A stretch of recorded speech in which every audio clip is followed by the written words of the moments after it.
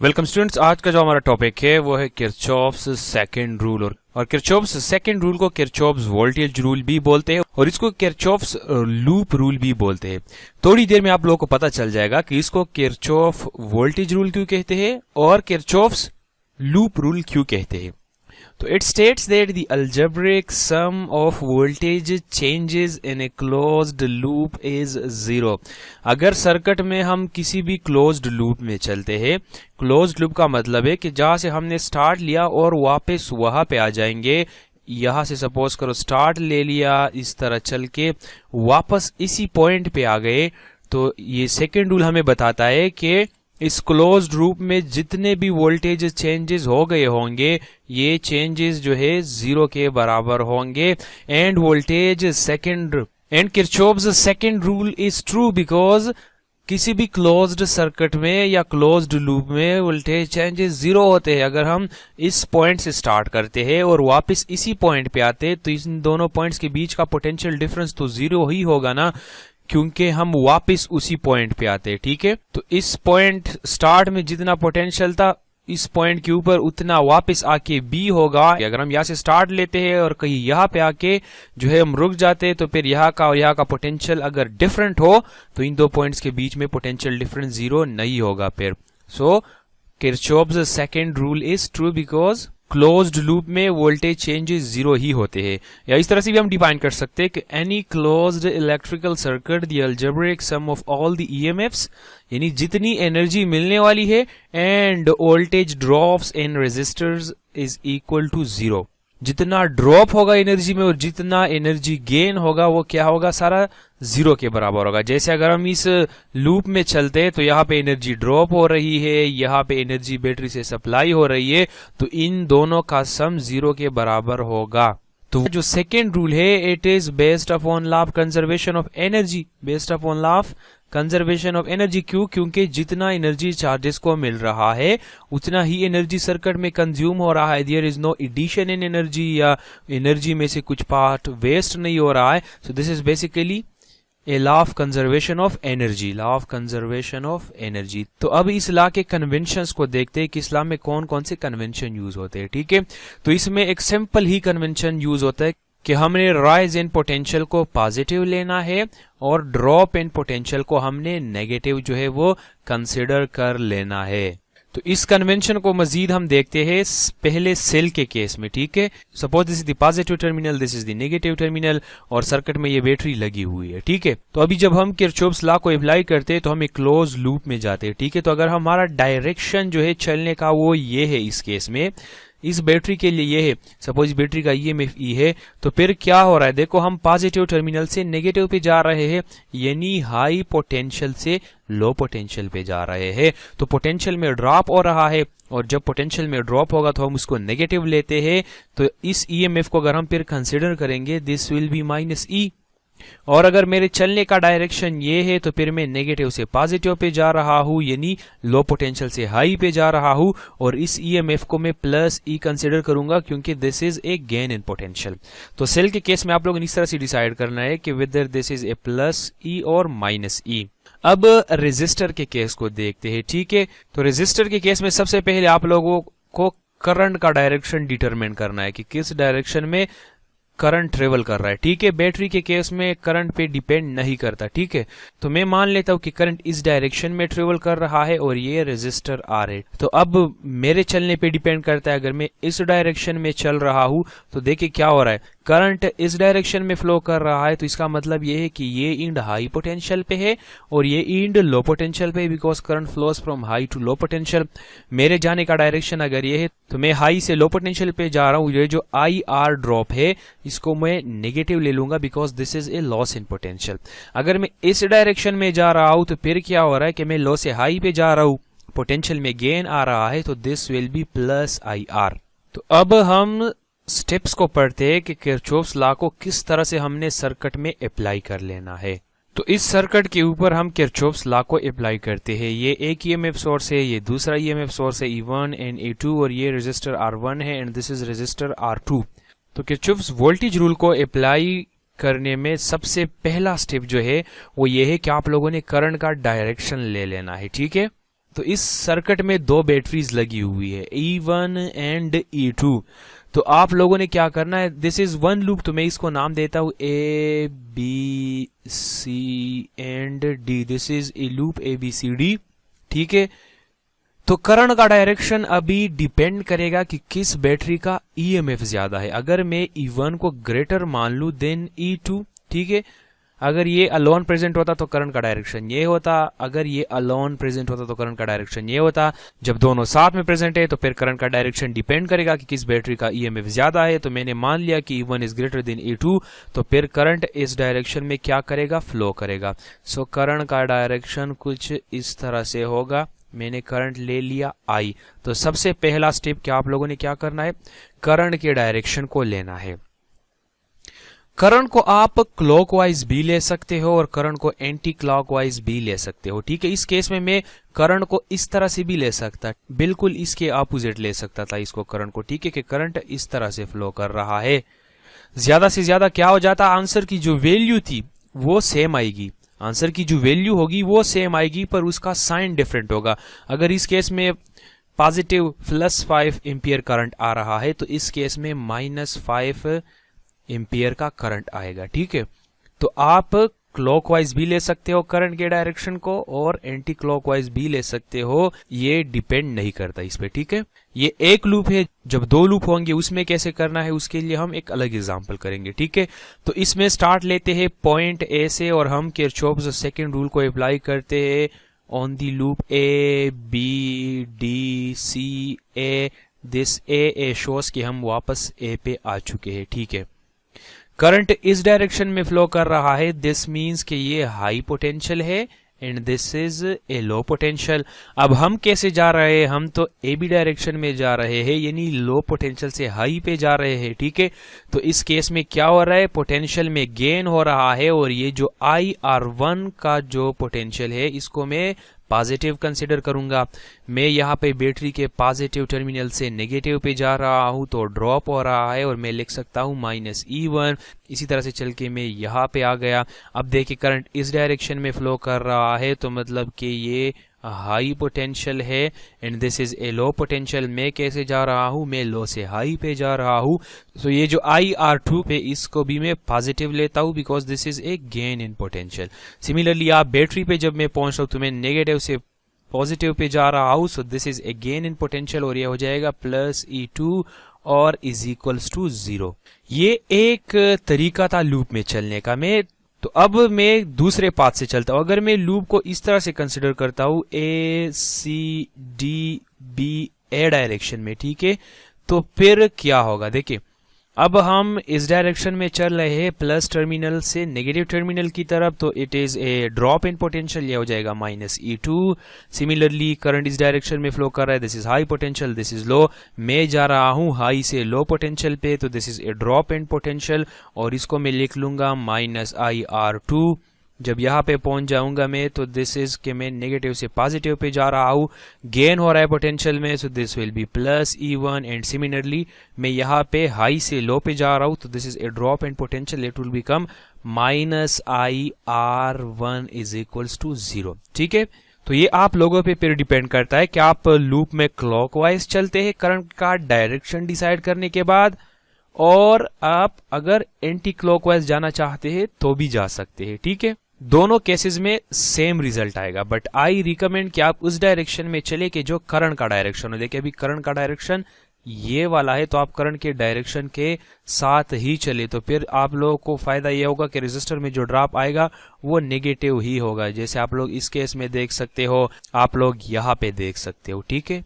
तो अभी हमने किरचॉफ्स लॉ को मल्टीपल लूप्स में अप्लाई करना है कि अगर एक से ज्यादा लूप होंगे तो फिर क्या करना है हमने। So this is E1 R1, this is E2 R2, this is E3 R3 और इन सब की वैल्यूज हमें यहाँ पे दी गई है और हमसे पूछा गया है कि हमने करंट्स फाइंड कर लेना है थ्रू ईच रेजिस्टर, ठीक है।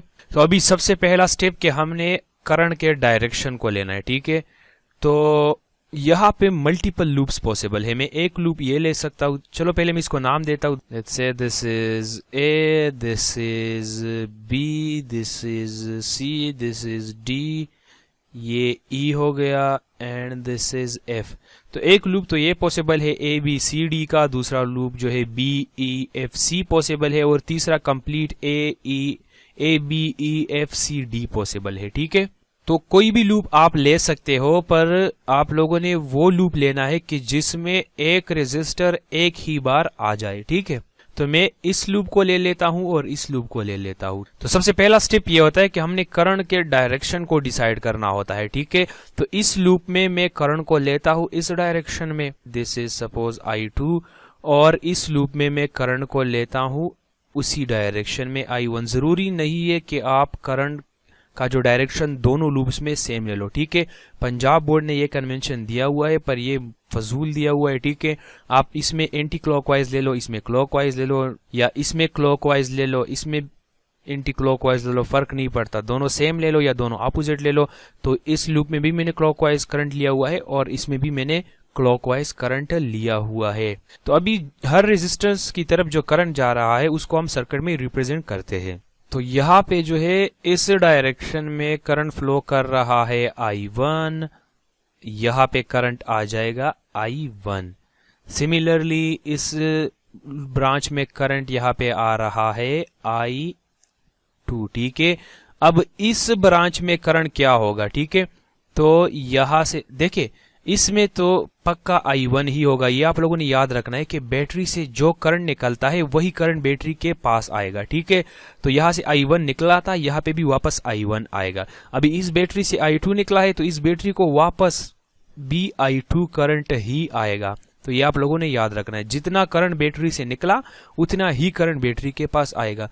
अब ये एक ब्रांच में मसला है कि इसमें करंट क्या होगा इस ब्रांच में, क्योंकि दोनों करंट अपोजिट है। तो या तो I2 माइनस I1 होगा और या I1 माइनस I2 होगा। ये डिपेंड करता है कि कौन सा करंट ज्यादा है।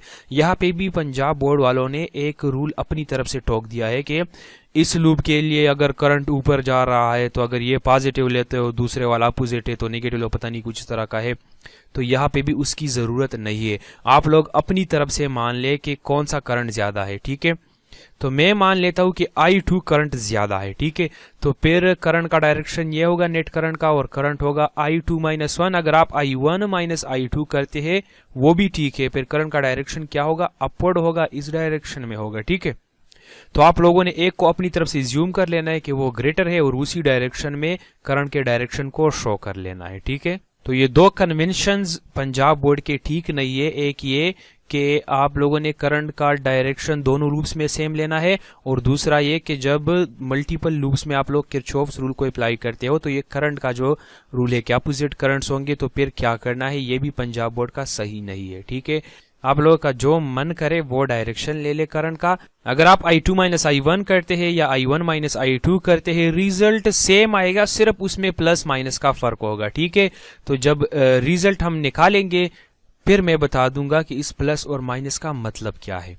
सबसे पहले हम लेते हैं लूप ABCDA को। ठीक है, तो इस लूप में मैं ADCBA पाथ पे भी चल सकता था, पर मैं अभी चल रहा हूं ABCDA पाथ पे। ठीक है, यहां पे मैं आ रहा हूं तो मैं पॉजिटिव से नेगेटिव पे जा रहा हूं, तो ये जो E1 होगा ये ड्रॉप इन पोटेंशियल है और इसको मैं लिख देता हूं माइनस E1। यहाँ पे करंट इस डायरेक्शन में फ्लो कर रहा है, तो this is a high potential, this is a low potential में हाई से लो पे, सो this is also A loss, और ये हो जाएगा माइनस I1 R1। तो फिर मैं यहाँ पे आ जाता हूँ, यहाँ पे करंट इस डायरेक्शन में फ्लो कर रहा है, so this is a high potential, this is a low, मैं लो से हाई पे जा रहा हूँ। तो ये जो ड्रॉप है I2 minus I1 into resistance R2 ये पॉजिटिव होगा। क्यों? क्योंकि पोटेंशियल में गेन हो रहा है। ठीक है, और ये जो E2 है मैं माइनस से प्लस पे जा रहा हूँ, so this is also a gain plus E2 is equals to 0। Drop को आप लोगों ने कैसे निकालना है कि करंट के साथ रेस्पेक्टिव रेजिस्टेंस को मल्टीप्लाई करना है, V is equal to IR। तो इसमें वैल्यूज पुट करते हैं, E1 की वैल्यू है 40, so this will become minus 40, minus R1 की वैल्यू है 10, तो ये बन जाएगा 10 I1, और I2 माइनस I1 अपनी जगह पे। ठीक है, R2 की वैल्यू है 30 और प्लस E2 की वैल्यू है 60 इज इक्वल्स टू 0, तो ये बन जाएगा minus 40 minus 10 I1 plus 30i2 minus 30i1, 30 को मैंने मल्टीप्लाई कर लिया, प्लस 60 इज इक्वल्स टू 0। ये i1 और ये i1 आपस में ऐड हो जाएंगे तो ये बन जाएगा माइनस 40i1 और ये बन जाएगा प्लस 30i2 अपनी जगह पे, ठीक है। माइनस 40 प्लस 60 ये प्लस 20 बन जाएगा इज इक्वल्स टू 0। मैं इसको दूसरे साइड पे शिफ्ट कर दूंगा, plus 30i2 is equals to minus 20। So ये इक्वेशन सिंप्लीफाई हो गया। मजीद भी अगर आप सिंप्लीफाई करना चाहते हैं तो 10 पे इसको डिवाइड कर दे, क्योंकि 10 इनमें कॉमन है, तो ये बन जाएगा माइनस 4i1, ये बन जाएगा 3i2 और ये बन जाएगा minus 2। So this is our equation 1, ठीक है। तो इसमें दो अननोन्स है, दो करंट्स अननोन है, तो हमें एक और लूप भी लेना पड़ेगा। तो सेकेंड टाइम पे मैं लेता हूँ लूप EBCFE को। सो मैं इस डायरेक्शन में आ रहा हूँ, मैं जा रहा हूँ पॉजिटिव टर्मिनल से नेगेटिव पे, तो it is a drop in potential और ये हो जाएगा माइनस E2। सिमिलरली इस रेजिस्टेंस के क्रॉस में हाई से लो पोटेंशियल पे जा रहा हूँ, ये भी ड्रॉप है, तो this will be minus I2 minus I1 और रेजिस्टेंस R2 है। यहाँ पे करंट इस डायरेक्शन में फ्लो कर रहा है, तो this is a high potential, this is a low potential, so this will be A negative because it is a drop in potential. और ये हो जाएगा I2 R3 और बैटरी E3 के केस में मैं माइनस से प्लस पे जा रहा हूं, तो this is a gain in potential, ये हो जाएगा positive E3 is equals to 0। Values put करते हैं, E2 की वैल्यू है माइनस अपनी जगह पे 60 है, माइनस अपनी जगह पे, this will be I2 minus I1। R2 की वैल्यू जो है वो 30 है, R3 की वैल्यू है 15, तो ये बन जाएगा माइनस 15 I2 और plus E3 which is 50 is equals to 0। So minus 60 minus 30 I2 minus और माइनस ये माइनस और ये माइनस प्लस हो जाएगा एंड प्लस 30 I1 बन जाएगा, minus 15 I2 plus 50 is equals to 0।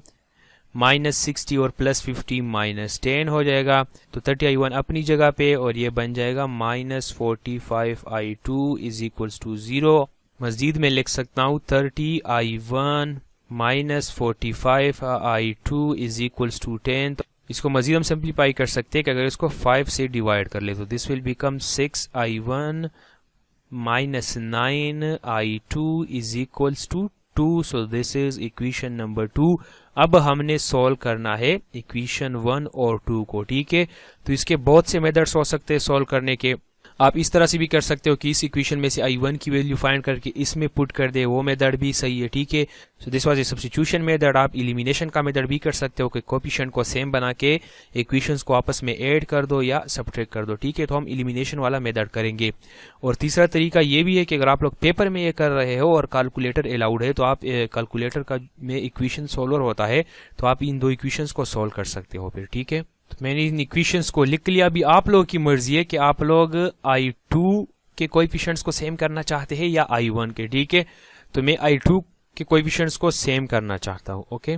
तो यहाँ पे जो I2 का कोएफिशिएंट है वो 3 है और यहाँ पे I2 का कोएफिशिएंट 9 है, तो इस इक्वेशन को मैं मल्टीप्लाई कर दूंगा 3 से, तो ये बन जाएगा 9i2 minus 12i1 is equals to minus 6, ठीक है। और ये भी माइनस 9i2 है, तो I2 के कोएफिशिएंट सेम हो गए। तो मैं इस दूसरी इक्वेशन को लिख देता हूँ plus 6i1 is equals to 2 और दोनों के कोएफिशिएंट जो है डिफरेंट है। इस ये प्लस 9i2 है and this is minus 9i2, तो मैं दोनों इक्वेशंस को ऐड करूंगा। अगर दोनों के कोएफिशिएंट सेम थे तो फिर आप लोगों ने सब्ट्रैक्ट करना है, ठीक है। सो 9i2 cancels, minus 12i1 plus 6i1 would become minus 6i1 और इससे बन जाएगा minus 4। Minus 6 plus 2 is minus 4, minus minus cancels out, i1 बन जाएगा 4/6 और 2/3 और अगर 2 को आप 3 से डिवाइड करते हैं तो i1 बन जाएगा 0.667 एम्पेयर। तो this is the value of i1। अब हमने निकालनी है I2 की वैल्यू, तो हम सिंपली क्या करते हैं कि ये इन दो इक्वेशन में से किसी भी इक्वेशन में I1 की वैल्यू को पुट करते हैं, ठीक है। तो हम इसमें पुट करते हैं, ये 3i2 वाले में ये सिंपल लग रहा है, so 3i2 minus 4 multiply by 1 0.667 is equals to minus 2, तो ये बन जाएगा 3i2 is equals to minus 2 अपनी जगह पे, ये टर्म मल्टीप्लाई होकर यहाँ पे पॉजिटिव बन जाएगा एंड इट इज 2.668 और ये बन जाएगा 0.668। तो मैं अगर इसको 3 से डिवाइड कर लूँ तो I2 की वैल्यू बन जाएगी 0.223 एम्पेयर। ठीक है, सो I1 और I2 की वैल्यू निकल आई। तो स्टूडेंट्स यहाँ पे गलती ये कर देते हैं कि इस सवाल को यहीं पे ही छोड़ देते हैं, पर सवाल में हमसे I1 और I2 नहीं मांगा गया था, हमसे मांगा गया था करंट थ्रू ईच रेजिस्टर। तो अगर हम वापस पे अपने फिगर पे चले जाए तो यहाँ पे जो R1 है उसके क्रॉस करंट I1 है, R2 के cross current I2 minus I1 है और R3 के क्रॉस करंट I2 है। तो जो R1 रेजिस्टेंस है उसके क्रॉस करंट I1 है और I1 की वैल्यू है 0.667 एम्पियर। ठीक है, और इसका डायरेक्शन कैसा है? तो अगर आप लोग सर्किट में देख रहे हैं इसका डायरेक्शन है from A to D। Positive sign आ गया तो जो इनिशियल डायरेक्शन था वही होगा, तो इसका करंट जो है A टू D है, यानी R1 में current A to D flow कर रहा है। ठीक है, सबसे पहले हम R3 को लेते हैं, R2 को छोड़ते हैं, अभी उसके क्रॉस करंट I2 है और I2 की वैल्यू है 0.223 एम्पेयर। पॉजिटिव आई तो मतलब कि जो डायरेक्शन था वही रहेगा और डायरेक्शन हमने जो लिया था वो F2E था। ओके, सो अब ये डायरेक्शन F2E ही होगा। अब आते हैं R2 के ऊपर, तो R2 के क्रॉस जो करंट है वो I2 माइनस I1 है। तो I2 की वैल्यू है 0.223 माइनस I1 की वैल्यू 0.667। तो ये बन जाएगा माइनस 0.444 एम्पियर। अब मैंने जो पहले बताया था कि आप लोग करंट का कोई भी डायरेक्शन ले सकते हो, डिफरेंस सिर्फ ये होगा कि ए साइन शायद नेगेटिव आ जाए। तो यहाँ पे देख सकते हो कि R2 के क्रॉस करंट का डायरेक्शन नेगेटिव आया। इसका मतलब क्या है? देखिए, हमने करंट को इज्यूम किया हुआ है इस R2 के cross from B to C, तो रिजल्ट नेगेटिव आया। इसका मतलब क्या है कि करंट B टू C की बजाय C टू B होगा। ठीक है, तो अगर आपका कोई आंसर नेगेटिव में आता है करंट का, तो इसका मतलब है कि आप उसके डायरेक्शन को रिवर्स कर ले। एक्चुअली करंट जो फ्लो कर रहा है वो आपके इज्यूम किए हुए डायरेक्शन के अपोजिट फ्लो कर रहा है। ठीक है, पर वैल्यूज सेम आएगी। तो इस वीडियो में इतना ही। इसके बाद वाले वीडियोस में हम कुछ और एग्जाम्पल प्रॉब्लम्स को भी लेते हैं एक्सरसाइज के। तब तक के लिए अल्लाह हाफिज।